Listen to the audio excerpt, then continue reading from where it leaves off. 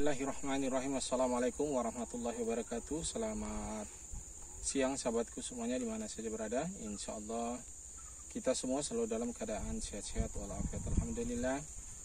Pada siang hari ini kita lagi sedang membuat jalan atau merintis jalan kaplingan. Ini sudah ketutup beberapa bulan yang lalu, saya sudah bersihkan. Tapi ini benar-benar pemeliharaan jalanan saja cukup membutuhkan waktu, cukup membutuhkan modal dan tenaga. Ini tapi memang harus kekuatannya memakai somprot. Tapi saya nggak melakukan somprot ini karena kebetulan kita ternak domba. Ini dombanya beberapa hari lagi ini saya lepas karena nampak lebih cerah, lebih enak suasana cuaca. Jadi saya lepas. Ini termasuk ada rumput gajah yang saya tanam di sini. Tadinya sepanjang ini ditanam rumput gajah, tapi karena beriringan dilepas juga dombanya, jadi tidak tumbuh sehat. Jadi sering dimakan. Jadi seperti ini. Tapi saya pikir daripada nanam rumput gajah, ya tapi tetap tanam. Artinya yang dilalui ternak ini, bandingkan biarkan rumput seperti ini saja yang naik.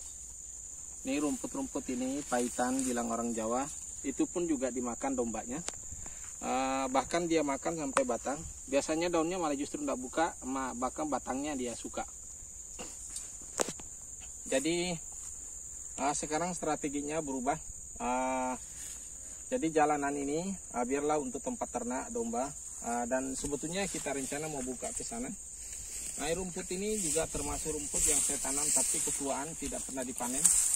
Seperti ini, rumput ini rumput sungai sebetulnya. Nampaknya memang harus sering dipanen. Kalau dia panen subur juga, dia banyak tunas baru naik. Karena ini tidak dipanen, akibatnya seperti ini. Dan rencananya mau dilepas dombanya. Domba, usaha domba kita ada di sana, sebelah sana ada. Itu ada kandangnya, bisa dilihat. Jadi dombanya di situ. Oke sahabat, kita akan buka kandang dombanya biar turun cari makan sendiri. Oke. Tak tahu nih kenapa ini masih ada yang mau tidur. Ini kita buka biar keluar cari makan. Tapi nampaknya ini agak kotor dombanya karena keliaran. Apalagi kalau hujan. Oke sahabatku. Ini saja. Begitu kita lepas nanti, masa banyak tempat dia mau kemana-mana, terserah dia. Tapi kita berharap dia ke sini, wilayah ini, biar menjadi pembersih tempat ini. Paling yang kita tebas nantinya yang seperti ini. Ini rumput yang tajam. Biasanya, kalau muda biasanya dimakan, tapi kalau sudah tua seperti ini enggak. Jadi ini biasanya saya lakukan penyemprotan dengan herbisida. Biasanya yang saya semprot yang seperti ini. Jadi rumput-rumput seperti ini saya matikan, dan rumput yang lain saya biarkan naik. Seperti ini kan habis saya rumput. Ini habis saya semprot ini sudah mulai kuning. Ini. Jadi seringkali seperti itu. Nah yang nggak bisa disemprot yang ini. Ini daunnya seperti ini. Ini menjalar kemana-mana.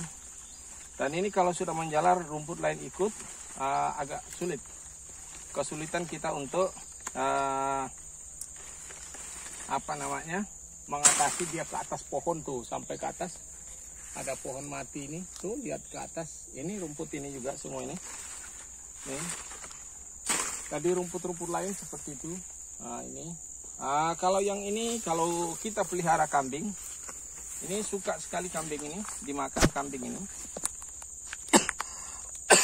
Tapi kalau domba dia nggak begitu suka ini, beda. Jadi kalau kambing ini habis ini dimakan ini. Cuma dulu saya pernah pelihara kambing, seringkali dia kalau saya lepas dia makan ini, habis ini daunnya ini. Pakis juga dimakan. Tapi kalau domba dia tidak. Ini lagi sedang saya merintis di sini sahabat. Jadi saya bicara apa adanya. Saya bicara kombinasi dari apa yang saya hadapi, termasuk peternakan dengan kaplingan. Kita membuka kaplingan di atas gunung, di atas, dan ini jalanannya ini dari depan sampai ke sana kurang lebih 200 meter. baru ke sana lebih 100 meter. Jadi ya mungkin 300 meter lebih lah, anggap aja kurang lebih, baru sampai ke lokasi yang sudah kita buka hari ini. Kalau yang semua yang ada di sini sebagian besar sudah saya jual. Jadi sebagian besar sudah saya jual. Jadi cuma kalau tebas ini, pertama saya mengawasin lokasi orang, karena saya ini kan tukang coupling bukan secara khusus saya tukang coupling. Kebetulan tanah luas, daripada saya dan kemudian kalau saya kekurangan uang termasuk urusan pendidikan anak, ya biasanya saya lepas satu-satu. Jadi belum ada program rencana mau coupling tanah. Artinya menjadi usaha coupling tanah. Kalau dulu saya beli ini hanya istilah bahasa investasi saja. Jadi bahasa investasi saja, bagaimana uang saya bekerja untuk saya, bukan saya bekerja untuk uang. Jadi saya ada punya aset, ada punya modal sedikit, saya beli aset, dan aset itu walaupun saya tidak urus memang naik harganya.